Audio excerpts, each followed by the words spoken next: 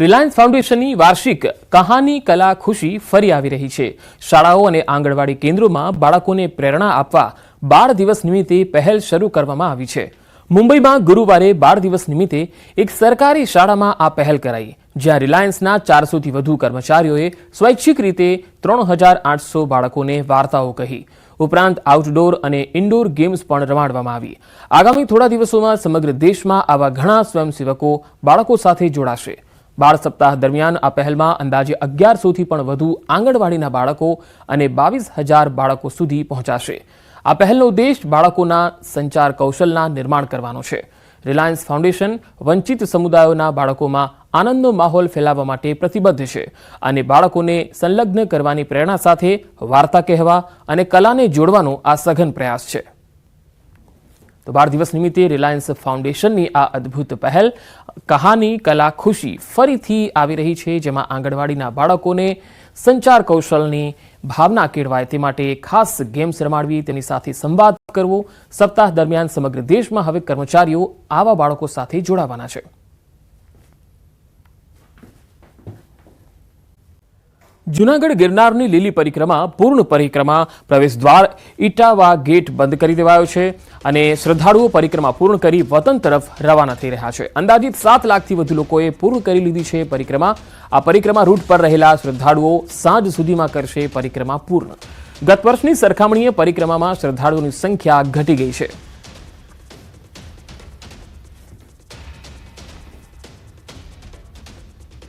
રાજ્યના વધુ સમાચારો પર નજર કરીશું। હાલ રોકાઈશું એક વિરામ માટે।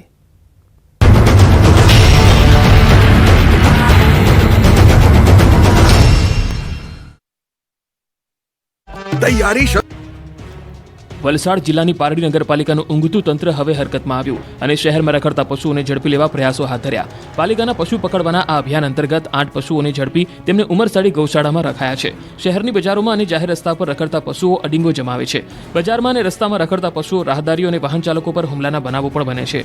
સાથે જ આ પશુઓને કારણે અકસ્માતો પણ સર્જાય છે। આથી રખડતા પશુઓની સમસ્યાથી છુટકારો અપાવવા માટે અનેકવાર સ્થાનિકોએ પાલિકાને રજૂઆત કરી। જો કે પારડી નગરપાલિકામાં અત્યારે વહીવટદારનું શાસન ચાલતું હોવાથી છેલ્લા કેટલાક સમયથી શહેરમાં રેઢિયાર વહીવટ ચાલતો હોય અને પારડી રણીધણી વગરનું હોય તેવી પરિસ્થિતિ હતી।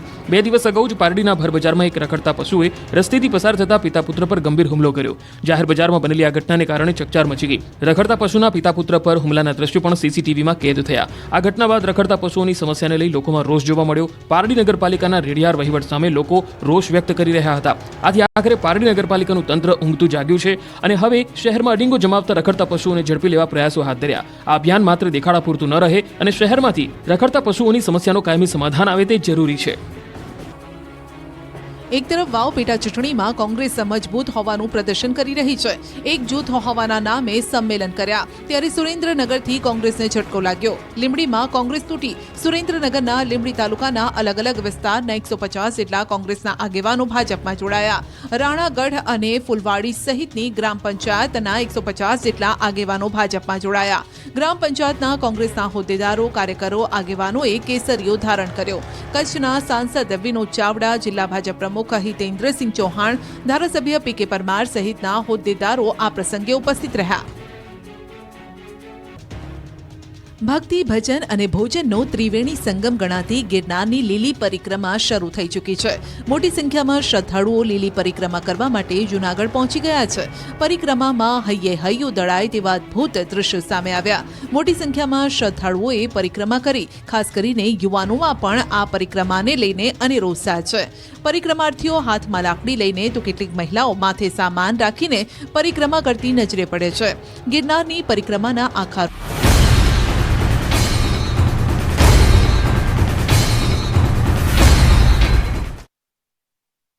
અમદાવાદના ખ્યાતિકાંડ અંગે બોલ્યા હર્ષ સંઘવી। ગૃહ રાજ્યમંત્રી હર્ષ સંઘવીનું ખ્યાતિકાંડ અંગે નિવેદન। આરોગ્ય વિભાગ અને પોલીસ સાથે કામગીરી કરી રહી છે।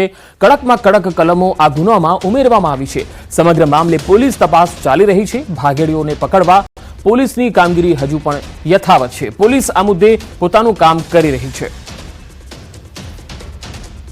સર્વપ્રથમ તો આ ઘટના સામે આવતા જ हेल्थ मिनिस्टर श्री ऋषिकेशभाई पटेल द्वारा तात्कालिक हेल्थ विभागना विविध अधिकारीओने आनी उपर तपासनो आदेश आपवामां आव्यो हतो।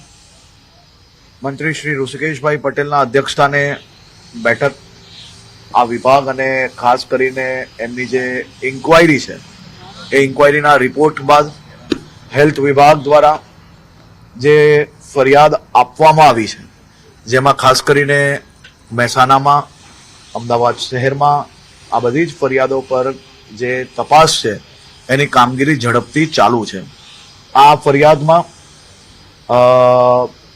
જે કોઈ કલમો છે એ આજ સુધી આ પ્રકારની ઘટનામાં સૌથી વધુ કલમો અને કડકમાં કડક કલમોનો આની અંદર ઉમેરો કરવામાં આવ્યો છે અને નામજોગ બધા જ જે કોઈ આની અંદર કલ્પ્રિટ નજરે પડી રહ્યા છે તમામ લોકોના નામજોગ આ ફરિયાદ લેવામાં આવી છે.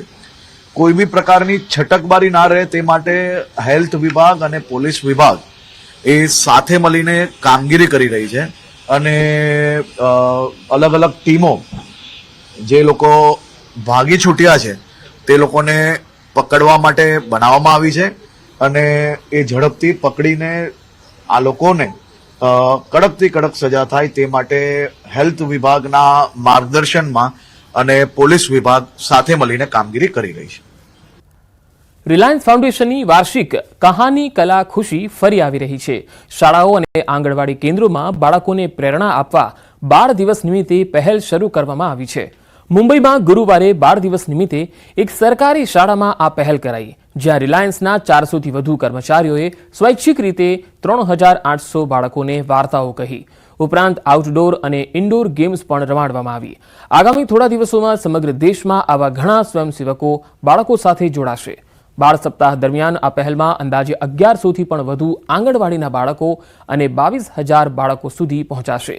આ પહેલનો ઉદ્દેશ બાળકોના સંચાર કૌશલના નિર્માણ કરવાનો છે.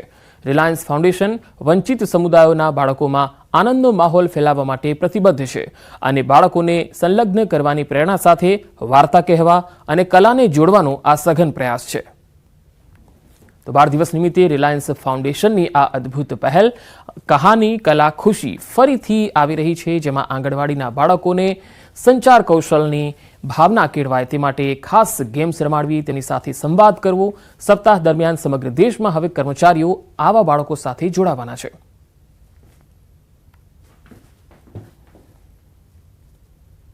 તો આ બુલેટિનમાં અત્યારે આટલું જ. નમસ્કાર.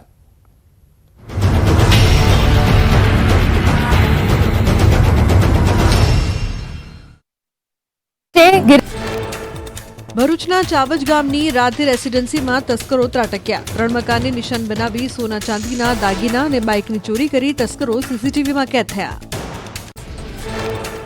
અમદાવાદના બોપલમાં વિદ્યાર્થીની હત્યા કરનાર પોલીસકર્મીના સીસીટીવી સામે આવ્યા. ઇન્વેસ્ટિગેશન વિભાગમાં કામ કરતા કોન્સ્ટેબલ તરીકે ફરજ બજાવે છે આરોપી વિરેન્દ્રસિંહ પઢેરિયાની પંજાબથી ધરપકડ કરાઈ છે. અમદાવાદ બોપલ પોલીસે વિદ્યાર્થીની હત્યા મામલે કર્યું રિકન્સ્ટ્રક્શન. બોપલ પોલીસ આરોપી સાથે પહોંચી હતી ઘટના સ્થળે રડી પડ્યો આરોપી વિરેન્દ્રસિંહ.